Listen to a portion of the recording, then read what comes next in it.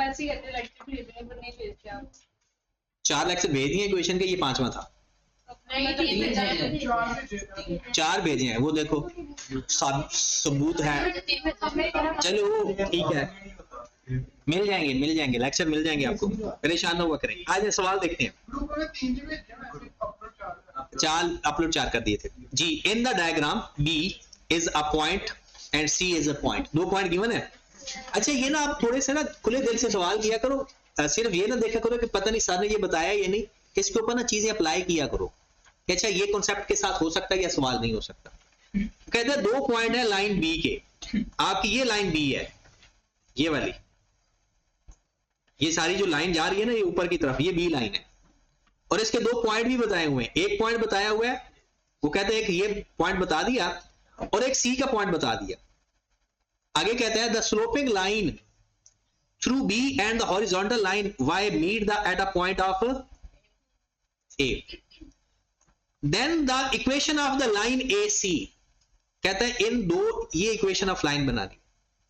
अब ये equation of line जो है ये तो हॉरिजॉन्टल एक्सिस एक्स एक्सिस के पैरेलल नहीं है, और इस लाइन का स्लोप हमें पता होता है क्या होता है, 0। अगर आपको एक स्लोप भी पता हो और एक पॉइंट भी पता हो जिससे वो लाइन गुजर रही हो तो इक्वेशन ऑफ लाइन तो बन जाएगी। मतलब ये कि अब देखिए उसने लाइन बना दी है हमें, ये नहीं बताया हमें कि ये कौन सी फॉर्म में है, लेकिन हमें खुद जज किया हमने कि ये एक लाइन ऐसी है जिसका स्लोप 0 है और किस पॉइंट से गुजर रही है, 0 6 से। ऐसा है ना, ये लाइन ऐसी है। मैं दोबारा इसको थोड़ा सा साफ कर देता हूं। ये देखें जो लाइन आपको एसी नजर आ रही है, ये वाली एसी लाइन है, ये सी से गुजर रही है ना, एक पॉइंट मिल गया, और इसका स्लोप भी हमें पता है। स्लोप हमें इसका पता है, कितना स्लोप है, 0। इसका मतलब है स्लोप भी है और एक पॉइंट भी है। जब भी एक स्लोप हो और पॉइंट हो तो सवाल तो हल हो गया हमारा। हम इक्वेशन ऑफ लाइन कैसे फाइंड करते हैं उसका, y is equal to y minus y1 is equal to m into x minus, अब y माइनस y1 कितना है, is equal to 0, x minus x1 कितना है, और ये तो सारा 0 हो गया ना, तो y इज इक्वल टू 6। ये हमारी लाइन आ गई। हमने जो कंसेप्ट पढ़ना है ना, पढ़ा होता है ना, वो अप्लाई करना होता है। अप्लाई करने के लिए अल्टीमेटली कॉन्सेप्ट वही बनता है जो हमने पढ़ा होता है, उस कॉन्सेप्ट के साथ अपने क्वेश्चन को मैच करना है। ये आप सब सवाल समझ लग गया कि हमने जिस की इक्वेशन, अच्छा अगर हमने बीसी लाइन की इक्वेशन फाइंड करनी होती, पता कैसे फाइंड करते, बीसी की, इसका स्लोप इनफिनिट था। क्या स्लोप था, इनफिनिट था। इनफिनिट का मतलब होता है 1/0 या 2/0 या 3/0 व्हाटएवर। और इसमें क्या होगा कि simple x is equal to 16 आ जाता। ये देखो ये वैल्यू x की 0, और याद रखिए, बल्कि इसको 16 तो नहीं बनेगा, इसमें तो ये 2 स्लोप फॉर्म भी बन रही है, और 2 स्लोप है ना, 2 पॉइंट है ना, बीसी के 2 पॉइंट है। अगर बीसी लाइन की इक्वेशन पूछे तो 2 पॉइंट फॉर्म से सवाल हल हो जाएगा। चलिए क्या किसका, तो यार ये बताया था ना कि जो हॉरिजॉन्टल लाइन इसका स्लोप 0 होता है, इसका स्लोप इनफिनिट होता है, इसका पॉजिटिव होता है और इसका, तो इसका स्लोप तो 0 है ना। अगर कोई और कुछ बताया होता तो उसका स्लोप फाइंड कर लेते। अच्छा इसके और भी तरीके बहुत हैं। अगर इसका स्लोप 0 ना होता तो किसी और तरीके से भी फाइंड हो सकता था। ये 2 पॉइंट गिवन है बी और सी, और 2 पॉइंट से स्लोप तो आ जाता है ना, y2 minus y1 over x2 minus x1, और ये लाइन आपस में परपेंडिकुलर भी है, तो एक लाइन का स्लोप आ गया, दूसरी लाइन का भी स्लोप आ जाएगा, -1 ओवर इनवर्स। चले जी, इसका आंसर कितना आ गया, ए। और सवाल बताएं, इसके अलावा सवाल बताएं जो आपके नहीं हो। अच्छा कोई ऐसा बंदा जिसने सवाल किए ही नहीं, कोई एनीवन, सबने किए हैं ट्राई, पक्का, चले कल चेक करेंगे। क्वेश्चन नंबर 6, चलिए जी, कहते हैं y is equal to c is the equation of straight line parallel to x axis। अगर दोबारा मैं बताता हूं आपको पता है कि पैरेलल टू x axis होना, parallel to x axis line है, पैरेलल टू x axis, तो वो हमेशा y इज इक्वल टू होगी वैल्यू x axis से, और अगर पैरेलल टू एक्सेस हो वो हमेशा एक्स इज इक्वल टू होगी, क्योंकि उसमें पैरेलल टू एक्स एक्सेस में y 0 को पुट कर दिया जाता है और उसमें x को 0 पुट कर दिया जाता है, तो दूसरी एक लाइन हमारे पास बच जाती। और 1.8 पे आ जाए, ये भी सवाल हमने किया हुआ है, ये 2.5 वाला है। टोटल कॉस्ट कर्व बनानी है, वो कहता है टोटल कॉस्ट 5 कॉस्ट है कितने की, 8 कॉपीज की। अच्छा 5 और 8 कॉपीज की कॉस्ट है 80 और कहता है टोटल कॉस्ट बताएं 10 कॉपीज की, और ऊपर बताओ खुद कह रहा है टोटल कॉस्ट कर्व। हम एक कॉस्ट फंक्शन बना लेते हैं। अब 5 कॉपीज की कॉस्ट है 80 और 8 कॉपीज की कॉस्ट है 100। अब सबसे पहले तो हम इसको लिख लेते हैं, 5 कॉपीज की कॉस्ट है 80 और 8 है बाकी 100। एक्स की जगह उसको रखते होते हैं जो इंडिपेंडेंट हो और जिसकी वजह से चेंज होता है वो वाई की जगह रखते हैं। मतलब कॉपीज कम या ज्यादा होगी तो हमारी कॉस्ट कम या ज्यादा होगी। अब वही y minus y1 is equal to m into x minus x1। अब इसमें हम पहले फाइंड करेंगे y2 minus y1 over x2 minus x1। कितना आंसर आया, m आ गया 12। अब हमने क्या करना है, y माइनस y1 कितना है 80 इज इक्वल टू m कितना है इंटू एक्स माइनस 5। तो हमारे पास सवाल आ गया y minus y is equal to 12x minus 60 plus, और कॉस्ट फंक्शन आ गया 12x माइनस प्लस 2। लो जी, अब आपके पास इसका मतलब मैं बताऊं 20 रुपए हर हाल में कॉस्ट आनी है, चाहे कुछ करो ना करो, फिक्स कॉस्ट है, और 12 रुपए है वेरिएबल कॉस्ट पर यूनिट। अब आप जितने यूनिट बनाना चाहते हो x की जगह पुट करो, 10 कॉपीज हैं तो y is equal to 12 into 10 plus 12। अच्छा, जिन लोगों को ये सवाल नहीं है इसका मतलब है उन्होंने सवाल पे, क्योंकि ये सवाल तो एज इट इज किए हैं। और बताएं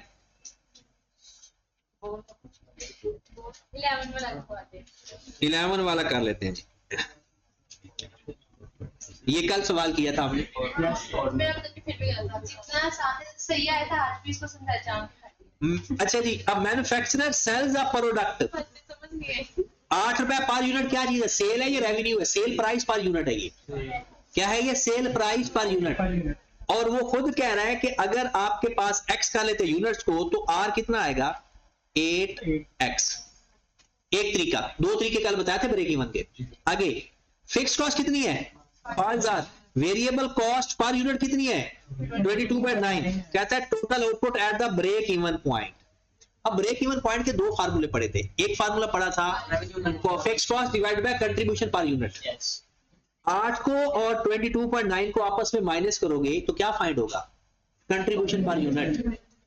5000 को डिवाइड कर दो, 5000 divided by contribution per unit, 8 minus 22/9 करो, कितना आंसर 2 पॉइंट जो भी आ रहा है 2 पॉइंट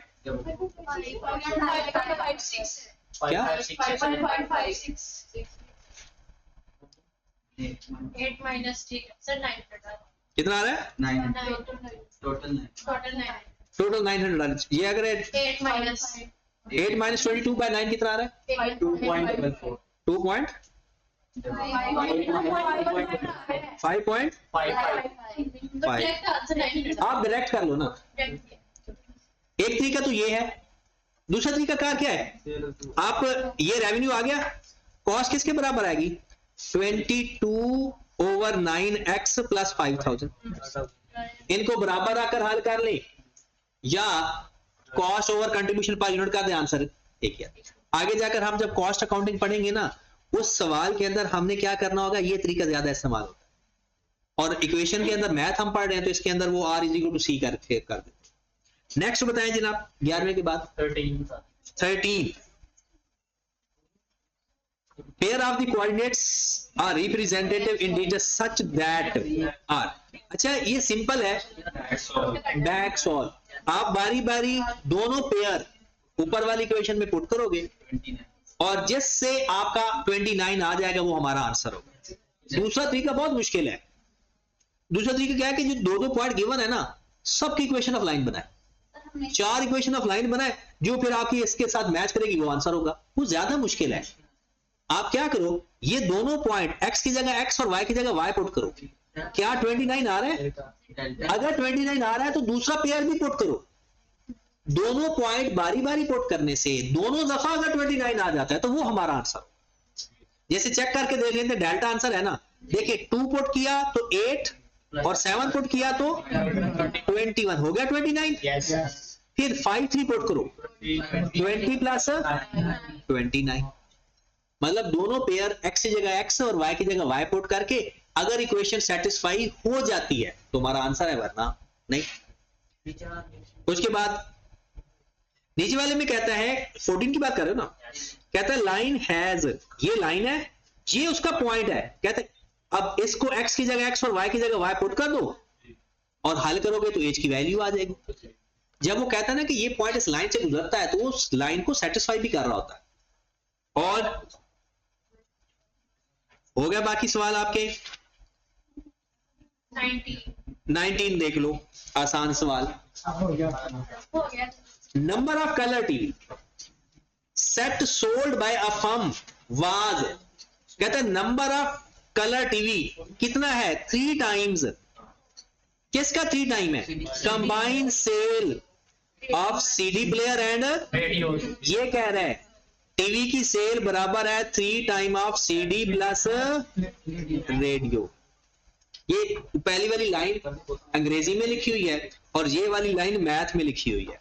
क्या लिखा हुआ है? टीवी के सेल बराबर है 3 time of combine sale of CD of radio. अब आगे वो कहता है कि अगर 72 टीवी सेल करो, हो गया 72, रेडियो कितने सेल करने हैं? 8। और कहता है बताओ सीडी के प्लेयर कितने सेल हुए होंगे। 16। बाकी तो हमने हल ही करना है इसको, 3 इधर जाकर डिवाइड कर दो, 8 माइनस कर दो, हमारा आंसर है। और क्वेश्चन बताएं, खत्म हो गए? चलें जी, 22 क्वेश्चन तक हो गए, 20 तक हो गए? चलो 20 तक आपके हो गए। अगर कोई सवाल अगर नहीं होगा तो फिर कल दोबारा आप मुझसे पूछ लीजिएगा।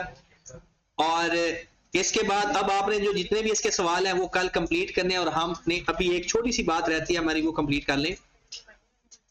42 टोटल क्वेश्चन है, ये आपने कंप्लीट करने। कल अच्छे सवाल मिलेंगे आपको, बहुत ही अच्छे सवाल हैं और मुझे लगता है ये भी बहुत अच्छा सवाल है।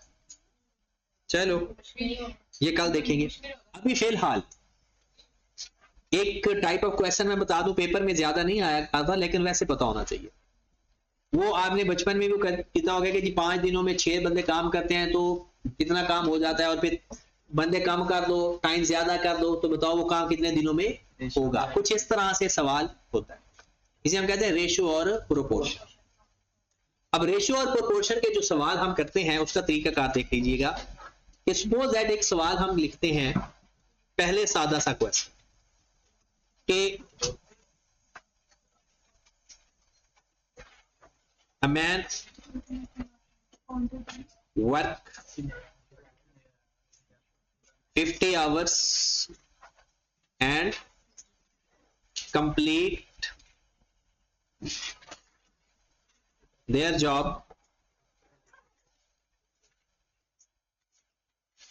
in 20 days.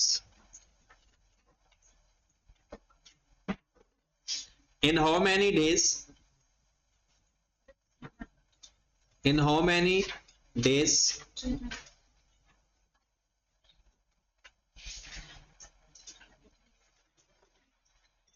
work will be completed?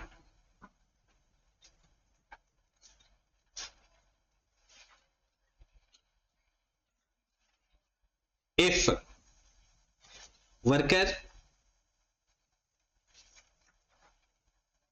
works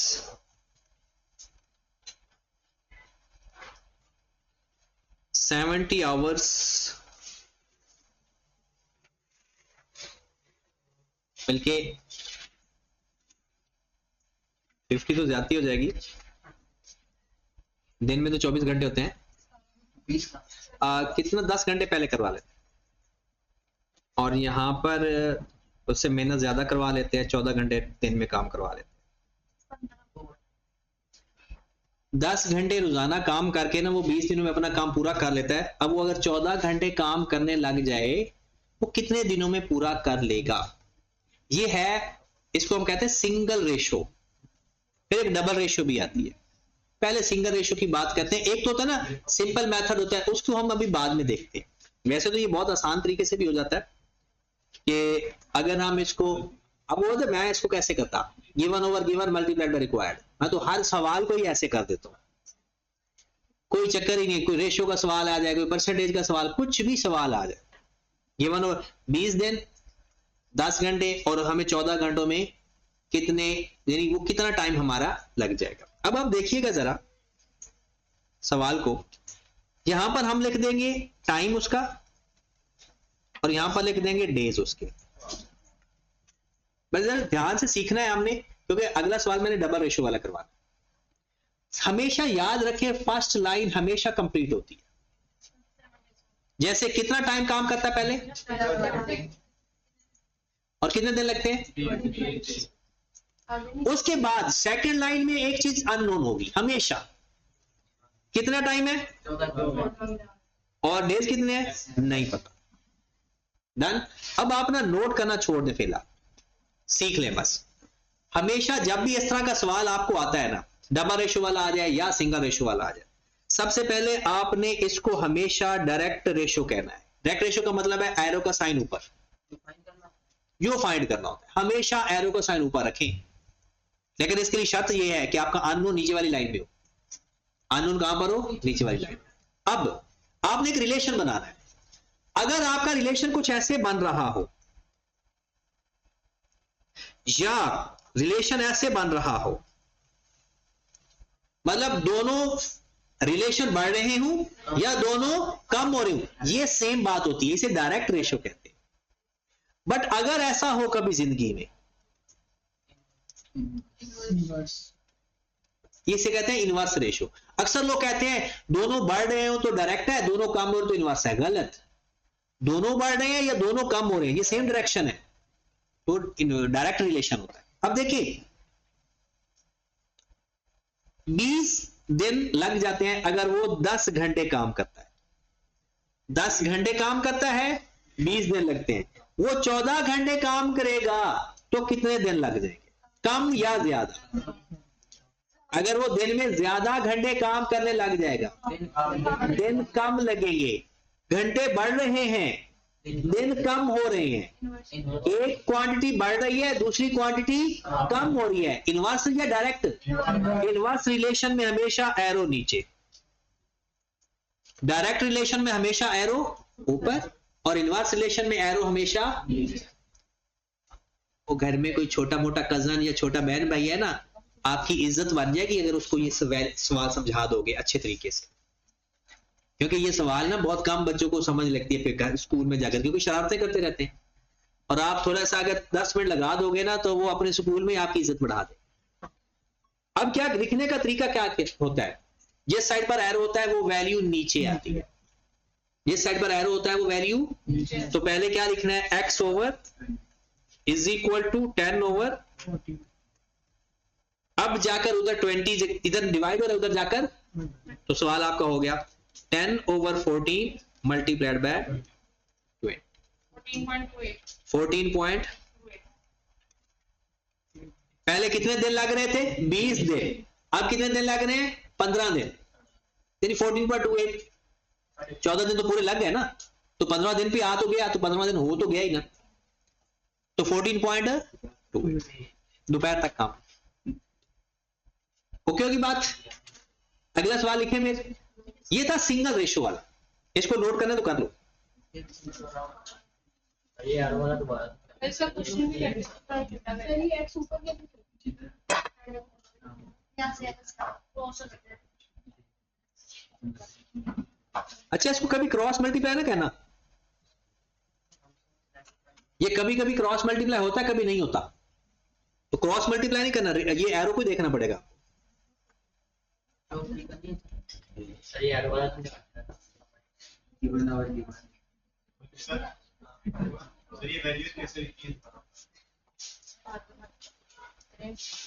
आप लोग सो जाते हो जब सवाल हो जाता है, आंख खुलती है। पहले मैं बड़े आराम से बता रहा होता हूँ, पहले ही मेरे बारे में कहा जाता है कि आप बहुत स्लो पढ़ाते हैं, ऊपर से आप लोग नींद आ जाती है, कोई घर चला जाता है, फिर वापस आते हैं समझा दें ठीक हो।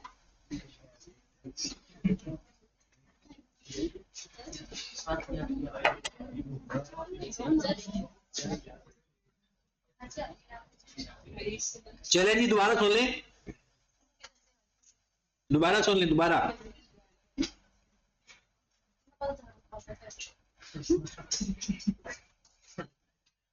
वो ऐसे ही बता रहा हूं ना कि दोबारा समझाई दोबारा दे। तो देखें, सबसे पहले एक इंफॉर्मेशन तो बताई होगी ना भाई, 10 घंटों में 10 घंटे काम करते हैं ना तो 20 दिनों में काम पूरा हो जाता है। अगर 14 घंटे काम करेंगे तो कितने दिन लगेंगे? अननोन वाली लाइन तो बना लोगे ना। ये हमेशा आपने एरो ऊपर की तरफ लिखना है, हमेशा अननोन वाला। और लिखने का आगे तरीका क्या होता है, जिस साइड पर एरो होगा वो वैल्यू नीचे आएगी, दूसरी वैल्यू ऊपर आएगी। ठीक है, अब आ जाओ इसका रिलेशन चेक करते हैं। इसको कंपेयर इस तरह से करते होते हैं अननोन के साथ। 10 घंटे काम होता है, 20 दिन लगेंगे। रोजाना 10 घंटे काम होता है तो कितने दिनों में काम पूरा हो जाएगा? अब रोजाना 14 घंटे काम होने लग गया तो बताओ दिन उतने ही लगेंगे, ज्यादा लगेंगे या कम? ये बात समझ लग रही है? कम दिन लगेंगे क्योंकि हर दिन 14 घंटे काम होना शुरू हो गया। अब नंबर ऑफ आवर्स बढ़ रहे हैं, नंबर ऑफ डेज कम हो रहे हैं। मतलब जैसे आपने घंटे बढ़ाए दिन कम हो गए, एक क्वांटिटी बढ़ रही है दूसरी क्वांटिटी कम हो रही है। अगर एक क्वांटिटी कम और मेरी डायरेक्शन डिफरेंट हो तो उसका एरो हमेशा नीचे दिखना है। अगर सेम डायरेक्शन होती, दोनों बढ़ रहे होते या दोनों कम हो रहे होते तो एरो ऊपर, एक बढ़ रहा है और एक कम हो रहा है, एरो नीचे। अब लिखने का तरीका है कैसे, x/20 तो समझ लग गया ना कैसे लिखना है। जिस साइड पर एरो होता है वो वैल्यू नीचे आनी चाहिए। अब बताओ इसमें कौन सी वैल्यू नीचे आएगी, 14 या 10? 14 वैल्यू नीचे आएगी क्योंकि जिस साइड पर एरो होगा वो वैल्यू नीचे आएगी। तो फिर क्या बनेगा, 10/40। अब इधर आगे तो हल करना है, इधर 20 डिवाइड हो रहा है, उधर जाकर मल्टीप्लाई कर दो और हल कर दो। समझ लग गई? अब चलो एक छोटा सा सवाल और करते हैं ताकि कॉन्फिडेंस थोड़ा। अगर हमने 14 की जगह 12 आवर्स कर दिया तभी एरर करते हैं। क्या होता? 14 की जगह 12 आवर्स करते हैं टाइम। हाँ, आंसर तो सेम ही आएगा। सेम से मुराद है कि आंसर तो इसी तरीके से ही आएगा। अगला सवाल देखिए, कहते हैं कि जनाब मिस्टर ए वर्क, वही ऐसा ही सवाल कर देते हैं थोड़ा चेंज करके। 20 बल्कि 8 hours per day and completed 40 jobs। Mister A 8 घंटे रोजाना काम करता है और कितनी जॉब्स कंप्लीट कर लेता है? 40 जॉब्स। कोई भी काम जो भी कर रहा है वो 40 jobs. If he works 12 hours per day, how many jobs he completed? 8 घंटे रोजाना काम करके कितनी जॉब कर लेता है, कितनी जॉब्स कंप्लीट कर लेता है? 40 यूनिट बना लेता है, 40 जो भी अकाउंट्स बना लेता है, 40 एंट्रीज पास कर लेता है, व्हाटएवर। अगर वो 12 घंटे काम करेगा तो बताओ कितनी जॉब्स कंप्लीट कर लेगा? तो सबसे पहले तो वो बनाए ना कॉलम। अब देखें क्या लिखेंगे, पहले टाइम, जॉब्स, कितना टाइम काम करता है पहले? 8 घंटे, कितनी जॉब्स करता है? कितने घंटे काम कर रहा है और कितनी जॉब्स करेगा? x। इसको हमने हमेशा क्या लिखना है, डायरेक्ट रेशियो या एरो ऊपर की तरफ, तो हमेशा। और जो दूसरे होते हैं ना उसके एरो को हमने खुद डिजाइन करना। अब जरा देखें, 8 घंटे काम करके 40 जॉब्स हो जाती हैं, 12 घंटे काम करेगा तो जॉब्स कम होंगी या ज्यादा? ज्यादा हो जाएंगी। या कम हो जाएंगे? कम हो जाएगी ना, घंटों में ज्यादा घंटे। हाँ, अल्लाह ताला आप लोगों को हदायत दे। मैंने थोड़ा सा सवाल देखिए, आप दोबारा सोचें। 8 घंटे काम करके ना आप 40 एंट्रीज पास कर लेते हो या 40 क्वेश्चन हल कर लेते हो। अब आपको कहा जी 12 घंटे काम करो, तो आप बताओ पहले से ज्यादा क्वेश्चन हल कर लोगे या कम कर लोगे? जॉब्स का मतलब है कोई काम, हाँ जी, ज्यादा या कम? ज्यादा। पिछले सवाल के अंदर सवाल कुछ और था। अब ये नहीं कि एक ज्यादा ना दूसरा कम होने, ऐसे थोड़ी होता है। हाँ जी, डायरेक्ट रेशियो है या इनवर्स रेशियो है? आवर्स भी बढ़ रहे हैं, जॉब भी बढ़ रही है, दोनों क्वांटिटीज बढ़ रही है, तो डायरेक्ट रेशियो। और डायरेक्ट रेशियो कह रहे हो हमेशा ऊपर। अब लिखने का तरीका, x/40 इज इक्वल टू 12/8। मुझे सच में ऐसे लग रहा है मैं कोई 5वीं क्लास को पढ़ा रहा हूं। किसको इग्नोर कर दिया? ब्रेक्स को इग्नोर नहीं किया। कितना आ गया? 60। इसका मतलब है अगर वो 12 घंटे काम करेगा ना, अगर हम इसको यूनिटी मेथड से करते हैं ना, वो जल्दी हो जाता है। यूनिटी मेथड का मतलब ये होता है कि हमने पर आवर वर्क निकाले थे, फिर नंबर ऑफ 1 घंटे की जॉब्स, मतलब 40 डिवाइड बाय 8 मल्टीप्लाइड बाय 12, ये होता है given over given multiplied by required. 40 jobs 8 घंटे की है, हमें 12 घंटों की चाहिए। और अगर ये फार्मूला सिर्फ डायरेक्ट रेशियो में काम आता है, इनवर्स रेशियो में आप लोग फंस जाओगे। इसलिए इस तरह के खतरात से भी नहीं खेलना। डायरेक्ट अभी ये सिंपल, ये आप इसको देखना है, पहले सिंपल देखो जी। ये कभी भी नहीं आपने करना। हाँ, अगर उसको ऊपर लिखोगे तो फिर आपका सवाल की कम्युनिकेशन बढ़ जाएगी, आ तो जाएगा। फिर हम क्या करेंगे, अगर एक्स की तरफ एरो करते हैं ना, तो दूसरों वाला हम कहेंगे कि अगर डायरेक्ट रेशियो आएगी तो एरो नीचे, इनवर्स आएगी तो ऊपर। हम एरो उल्टे कर देंगे सारे। अच्छा, एक और सवाल,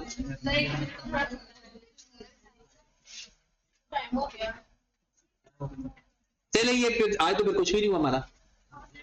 चले कल फिर इन सवालों पर काम टाइम लगाते हैं। कल जुमेरात है ना, ठीक है, हो जाएगा।